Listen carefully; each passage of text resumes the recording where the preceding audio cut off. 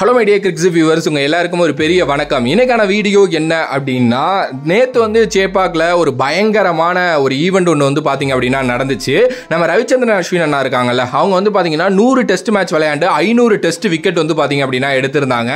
S, இதனால வந்து நம்மளோட தமிழ்நாடு கிரிக்கெட் அசோசியேஷன் வந்து ஒரு பெரிய ஈவெண்ட் வந்து பார்த்தீங்கன்னா கண்டக்ட் பண்ணியிருந்தாங்க. அதில் வந்து நிறையா பேர் வந்து பார்த்துக்கிட்டிங்க அப்படின்னா கலந்துக்கிட்டு இருந்தாங்க. பிசிசிஐ சேர்ந்த ரோஜர் பென்னி, அதுக்கப்புறம் நம்மளோட கிருஷ்ணமாச்சாரி ஸ்ரீகாந்த், அதுக்கப்புறம் அனில் கும்ளே அவங்க வந்திருந்தாங்க. அதுக்கப்புறம் நம்ம சிஎஸ்கேவோட சிஇஓ காசி தாத்தா அவர் வந்திருந்தாரு. அண்ட் சிஎஸ்கேவோட ஓனர் ஸ்ரீனி மாமா அவர் வந்து பாத்தீங்க அப்படின்னா வந்திருந்தாரு. ஸோ இவங்க எல்லாருமே சேர்ந்து பயங்கரமா பண்ணாங்க. அண்ட் ரவிச்சந்திரன் அஸ்வின் நிறைய எமோஷனல் டாக்ஸ் எல்லாம் வந்து பாத்தீங்க அப்படின்னா கொடுத்தாரு. எஸ், அவர் சொன்னது வந்து நிறைய நல்லா இருந்தது. MS தோனிங்கிற ஒருத்தர் இருந்ததுனால தான் நான் வந்து இந்த அளவுக்கு வந்திருக்கேன். என்னை அவர் கரெக்டாக ஃபைன் பண்ணி என்னை அந்த RCB மேட்ச்ல வந்து அவர் விளையாட வச்சாரு அப்படின்னு சொல்லிட்டு ஒரு பெரிய லாங் பேக் மெமரிஸை பத்திலாம் பேசியிருந்தாரு.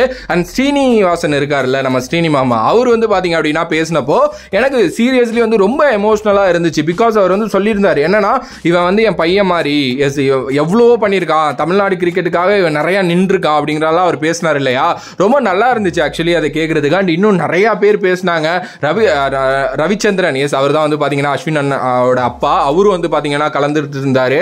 அண்ட் நிறைய பேர் வந்திருந்தாங்க, அவங்களோட ஒய்ஃபு குழந்தைங்க எல்லாரும் வந்திருந்தாங்க.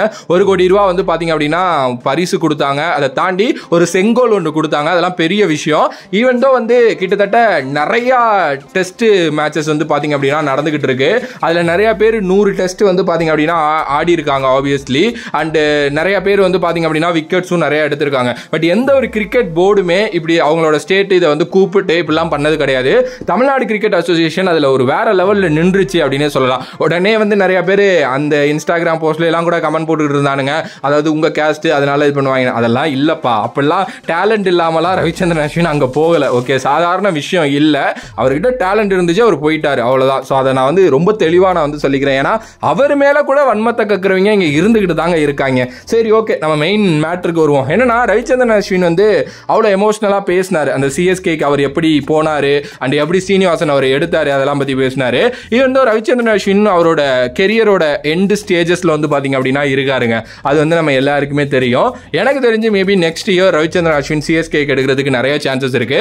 ஏன்னா ஆஷ்னா பொறுத்த வரைக்கும் அவர் என்னைக்குமே சிஎஸ்கே ஆடணும் தான் யோசிப்பாரு. சிஎஸ்கேவுமே அதை நிறைய வாட்டி ட்ரை பண்ணியிருக்காங்க. பட் ஏன்னா என்னன்னா, சில சிச்சுவேஷன்ஸ்னால அது எடுக்க முடியாம போயிடும். ஏன்னா அவருக்கு நிறைய போட்டி இருக்கும், இவங்க ஒரு அமௌண்ட் ஃபிக்ஸ் பண்ணி வச்சிருப்பாங்க, அதை தாண்டி போயிடும். அண்ட் அது மாதிரி கைண்ட் ஆஃப் பிளேயர்ஸ் நம்மள்ட்ட இருப்பாங்க. ஸோ அப்போ அதனால அது தேவையில்லைன்னு தோணும். But next year mega action அப்படிங்கிறதுனால டெஃபினெட்லி சிஎஸ்கே வந்து பாத்தீங்கன்னா ரவிச்சந்திரன் அஸ்வினை நோக்கி போவாங்க. எப்படி ப்ரோ கெஸ் எல்லாம் கிடையவே கிடையாது. அவங்க ஆல்ரெடி இதை பிளான் பண்ணதான். இதை நம்ம போன IPL ஆக்ஷன் டைம்ல இருந்தே பேசிட்டு தான் இருக்கோம். நேத்து ஸ்ரீனி மாமா பேசினதை வச்சு தான் நான் சொல்றேன், டெஃபினெட்லி அவர் எடுக்கிறதுக்கு நிறைய சான்சஸ் இருக்கு. ஏன்னா அவர் சொன்னார், என் பையன் எங்க கொண்டு வரணும்னு எனக்கு தெரியும் அப்படிங்கிற மாதிரிலாம் அவர் சொன்னாரு. ஸோ மேபி அவரோட கெரியர் எண்டு ஸ்டேஜஸ்ல சிஎஸ்கேல முடிக்கணும்னு அவர் ஆசைப்படுவார் அஸ்வின். அதை பத்தி ஷேர் பண்ண நிறைய சான்சஸ் இருக்கு. அதனால அவங்க எடுப்பாங்க. ஸோ டெஃபினெட்லி வந்து இதை பத்தி நிறைய பேர் இப்ப பேசிட்டு இருக்காங்க, நிறைய ஆர்டிகல்ஸ் எல்லாம் போட்டுக்கிட்டு இருக்காங்க. அந்த அஸ்வின் பேசின அந்த ஒரு எமோஷனலான ஒரு விஷயம் மேபி போய் யூடியூப்ல பாருங்க, ரொம்ப நல்லா இருந்தது அவர் பேசினது. தமிழ்நாட்டிலேருந்து அகைன் நான் சொல்றேன்ல, ஒரு கிரிக்கெட் ஆடுறது அப்படிங்கிறதெல்லாம் சாதாரண விஷயம் இல்லை.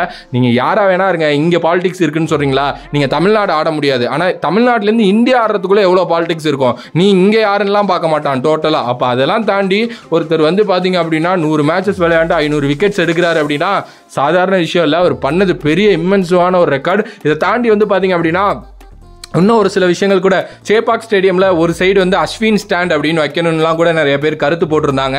அது உண்மைதான். அஸ்வின் ஸ்டாண்ட் அப்படின்னு சொல்லிட்டு ஒன்று இருந்துச்சு அப்படின்னா சேப்பாக்ல எந்த மாதிரி இருக்கும், எல்லா ஊர்லயுமே அப்படி இருக்கு.